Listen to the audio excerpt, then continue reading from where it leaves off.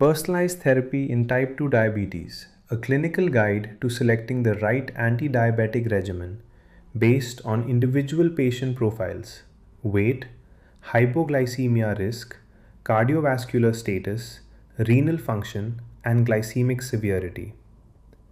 Overweight and obese patients. Management of type 2 diabetes must always be individualized, especially in overweight and obese patients, where the choice of anti-diabetic therapy can significantly influence body weight. Let's first look at the preferred drugs. Metformin remains the first-line choice because it is generally weight neutral and effectively improves insulin sensitivity.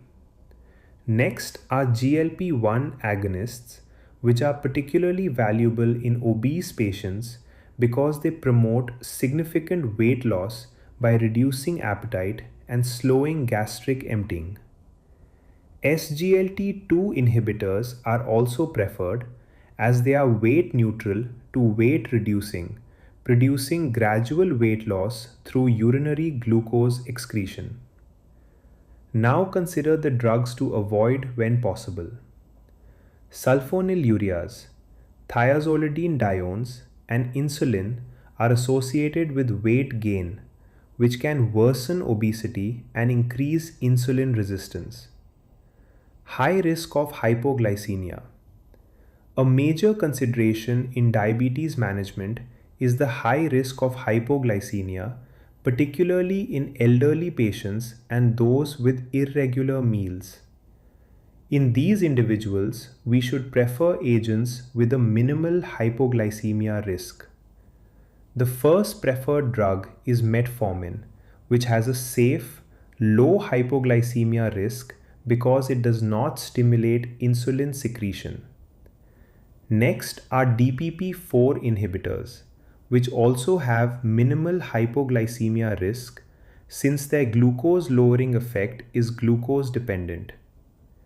SGLT2 inhibitors are another good option because they provide a safe glycemic profile with a very low tendency to cause hypoglycemia when used alone. Similarly, GLP-1 agonists and thiazolidinediones are often preferred over insulin in this group, as they generally carry a lower hypoglycemia risk. An important caution is to avoid sulfonylureas, glinides, and insulin whenever possible in elderly or meal irregular patients, because all can produce significant hypoglycemia. Established cardiovascular disease. When managing type 2 diabetes in patients with established cardiovascular disease, drug selection should focus not only on glucose control, but also on improving cardiovascular outcomes. The preferred agents are SGLT2 inhibitors and GLP-1 receptor agonists. SGLT2 inhibitors have been shown to reduce cardiovascular events and mortality, making them particularly valuable in patients with established heart disease.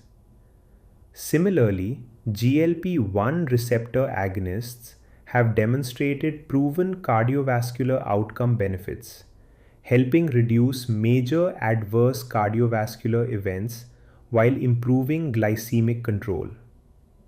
An important key caution concerns pioglitazone.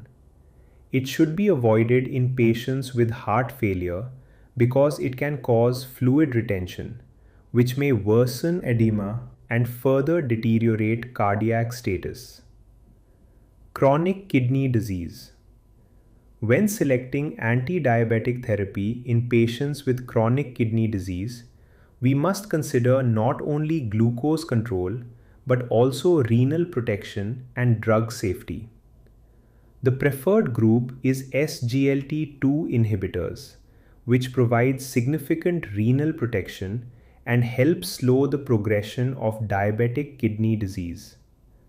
Because of these benefits, they are now strongly recommended in many CKD patients. Next are GLP-1 agonists, which also offer renal protection while improving glycemic control and supporting weight reduction. Another useful option is DPP-4 inhibitors, which are considered renally safe. An important point to remember is that linagliptin is the preferred DPP-4 inhibitor in CKD because it does not require dose adjustment based on renal function. Now let's discuss what to avoid. Metformin becomes contraindicated in severe renal failure because of the risk of lactic acidosis. Similarly, sulfonylureas, especially glyburide, should be used cautiously due to the risk of prolonged hypoglycemia resulting from reduced drug clearance. Severe hyperglycemia. In some patients with severe hyperglycemia, oral antidiabetic drugs alone may not be sufficient. Two important thresholds to remember are HbA1c greater than 10% or blood glucose greater than 300 mg per deciliter. These values indicate marked hyperglycemia and the need for rapid intervention. In such situations, the preferred treatment is insulin therapy. Insulin is the most effective glucose-lowering agent available and can achieve rapid glycemic control while reducing glucotoxicity and relieving symptoms such as polyuria, polydipsia, and weight loss. Delaying insulin initiation in severe cases can worsen metabolic control and increase the risk of acute complications. Early intervention is critical to restore glycemic control and prevent disease progression. Drug selection at a glance. For overweight or obese patients, preferred agents are metformin, GLP-1 agonists, and SGLT2 inhibitors because they are weight neutral or promote weight loss. In contrast, sulfonylureas, thiazolidinediones, and insulin are generally avoided because they can cause weight gain. In patients with a hypoglycemia risk, safer choices include metformin, DPP-4 inhibitors, SGLT2 inhibitors, GLP-1 agonists, and thiazolidinediones, while sulfonylureas, glycides, and insulin should be used cautiously because they increase the risk of hypoglycemia. For cardiovascular disease, SGLT2 inhibitors and GLP-1 agonists are preferred due to proven cardiovascular benefits. Pioglitazone should be avoided in patients with heart failure because of fluid retention.